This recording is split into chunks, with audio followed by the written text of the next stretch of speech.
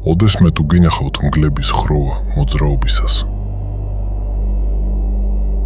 ერთი შეხედვით უბრალოდ მიმავალი ცხოველები არიან, მაგრამ თუ კარგად დააკვირდებით, ყველაფერი ბევრად საინტერესო აღმოჩნდება.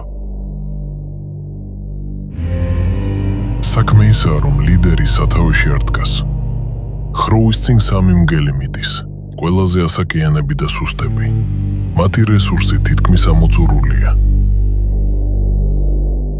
სწორედ ამ სამეულის ტემპით გადაადგილდება მთელი ხროვა. არა იმიტომ, რომ ყველაზე ძლიერები არიან, არამედ იმიტომ, რომ სიჩქარეს ყოველთვის ყველაზე სუსტი განსაზღვროს. ასე ხროვა ერთად და შეკრულად მოძრაობს, ხოლო საფრთხის შემთხვევაში სწორედ მათ ხვდებათ პირველი დარტყმა.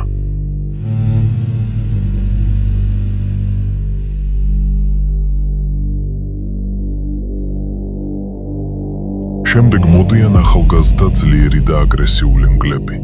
ესენი მზად არიან პირველები შეეგებონ ნებისმიერ საფრთხეს, რომელიც გამოჩნდება.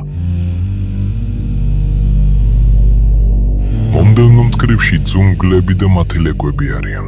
ყველაზე ძლიერები არ არიან, მაგრამ სწორედ ისინი არიან ხროვის მომავალი, ამიტომაც მათ ყველა მხრიდან იცავენ.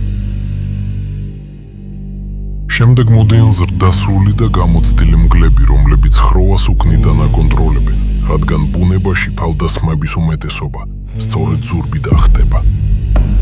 და მხოლოდ ამის შემდეგ, მთელი კოლონის უკან, რამდენიმე ათეული მეტრის დაშორებით მოდის ლიდერი, ხროვის მეთაური. ლიდერი არ დგას წინ, არ იმყოფება ყურადღების ცენტრში, ის იქ არის, საიდანაც მთელი ხროვის დანახვა შეუძლია.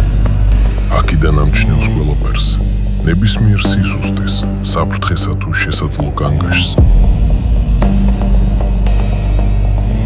იქ დგას, სადაც საჭიროების შემთხვევაში შეიძლება პირველი შეხვდეს სიკვდილს, რათა სხვებმა გაცლა მოასწრონ.